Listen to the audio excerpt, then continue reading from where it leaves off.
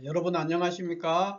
이번 시간에는 을사년 일주별 운세 중에서 신사일주에 대해서 한번 알아보는 그런 시간이 되겠습니다.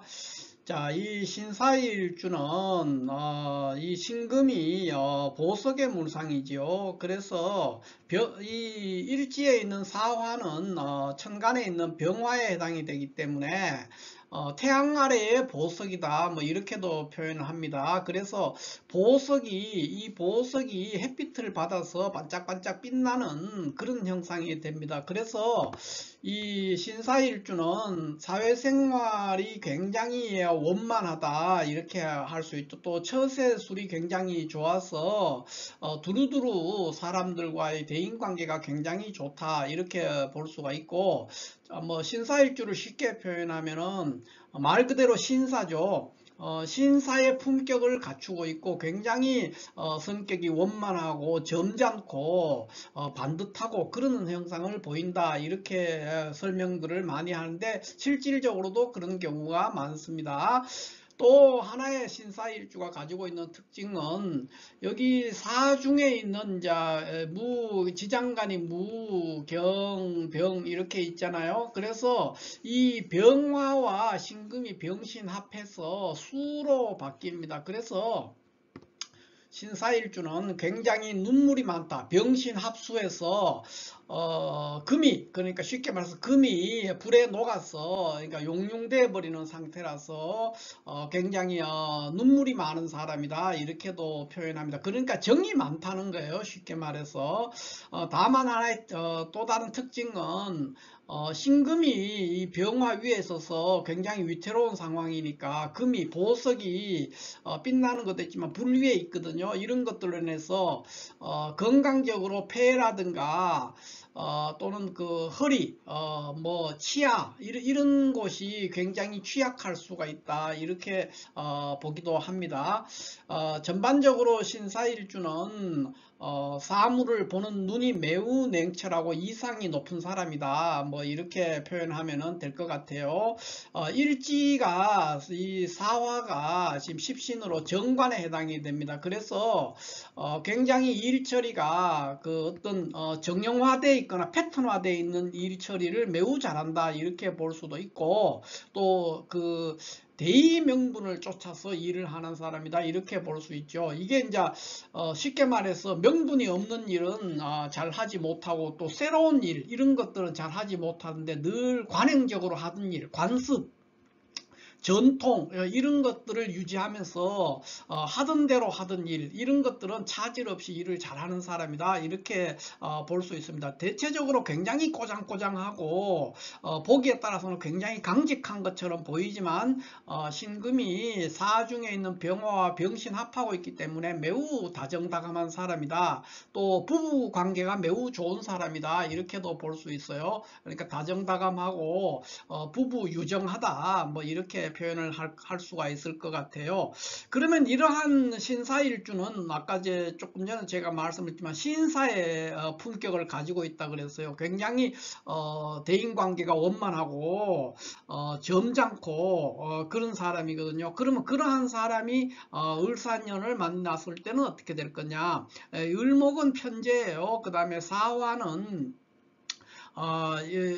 여기에서 말 정관이죠. 이제 신금일 입장에서는 정관에 해당되는 겁니다. 그렇게 되니까 편재라는 것은 이제 예기치 않은 돈 또는 그, 뭐, 자기 부인 외에 다른 여자 뭐 이런 것들도 해당이 되죠. 그렇기 때문에 정관성을 가지고 있는 이 신사 입장에서는 을사가 좀 다루기가 어려운 해가 될 수 있죠. 그러니까 예기치 않은 건 내가 원래 정해져 있는 돈을 꼬박꼬박 받아내는 그런 것들이 아니라 예기치 않은 어떤 돈, 그러니까 횡재라든가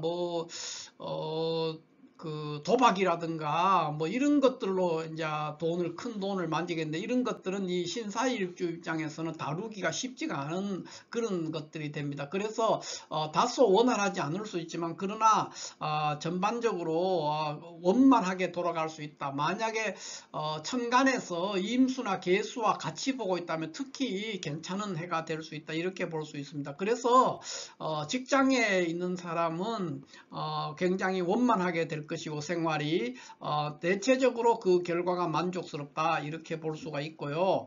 학생도 마찬가지가 되겠습니다. 학생도 역시 뭐 큰 무리 없이 어떤 성과를 낼 수 있다, 이렇게 볼 수 있고, 연애를 하는 사람도 내 마음에 맞는, 내가 평소에 생각했던, 이상적이라고 생각했던, 괜찮다고 생각했던 그런 부류의 사람들을 만날 수 있는 그런 한 해가 될 수 있고, 건강적으로도 뭐 크게 불리한 부분은 없다, 이렇게 볼 수 있고, 사업을 하는 사람이다 그러면은 상당히 괜찮은 한 해가 될 수 있다, 이렇게 볼 수가 있죠. 자, 그러면은 이 신사일주가 사주 전체 내에서의 구조가 어떻게 되느냐 하는 것을 살펴봅시다. 자, 그랬을 때 이 신사일주는 만약에 여기에 천간에 간목이나 을목이 있다, 이렇게 가정을 해봅시다. 그랬을 때는 을사년이 다소 여기 이럴 때도 항상 제가 이 지지에 유금이라든가 신금이라든가 이런 게 있어야 돼요. 있지 않고, 또 만약에 갑을목이 있는데 유금이나 신금이 있고 임수나 계수도 이렇게 있을 때 같이 있다면 아주 길한 한 해가 될 수 있어요. 그런데 그렇지가 않고 유금이나 신금이 없거나 그냥 갑을이 있는데 또 을사년을 했을 때는 그렇게 좋은 해는 아니다, 이렇게 볼 수 있죠. 그러나 뭐 많이 나쁘지도 않습니다, 요 자체만으로는. 그러나 기대 이상의 어떤 성과를 내긴 어렵다, 이렇게 볼 수 있죠. 그러나 임수나 계수하고 함께 있고 일간이 강하다면은 충분히 성과를 낼 수 있는 좋은 해다, 이렇게 볼 수 있고요. 병이나 정이 있는 경우를 생각을 해보면은 이 정이 있을 때는 안 됩니다. 이럴 때는 굉장히 어려운 해가 되기가 거의 대부분 어려울 거예요. 그런데 병이 있다 그러면 아주 좋은 해가 될 수 있어요. 그 경우에는 뭐 시지에 이렇게 유금이 하나 있었다 그러면 더 좋고요. 매우 좋은 한 해가 될 수 있다, 이렇게 볼 수가 있죠.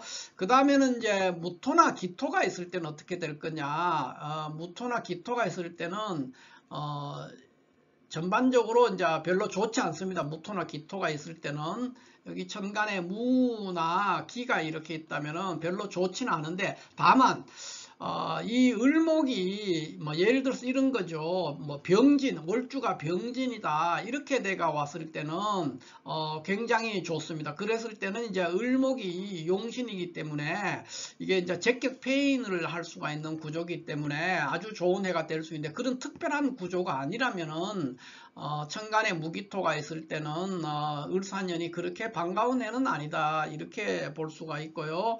그 다음에 경금이나 신금이 있을 때도 역시 마찬가지가 됩니다. 이게 탈재 현상이 일어나기 때문에 그래요. 그러나 그때도 만약에 여기에 자월에, 그러니까 월주가 경자가 될 수 있죠. 자월에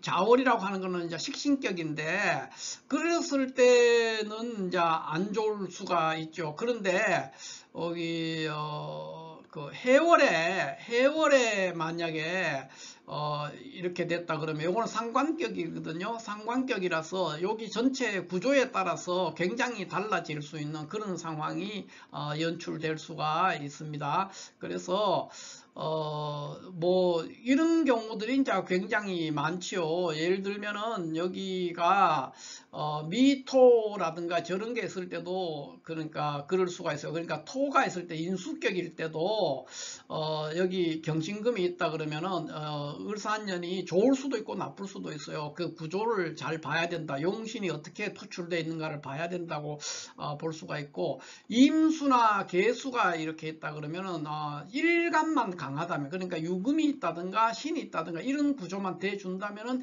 임수나 개수가 있는 경우라면은 전반적으로 매우 길한 한 해가 될 수가 있습니다.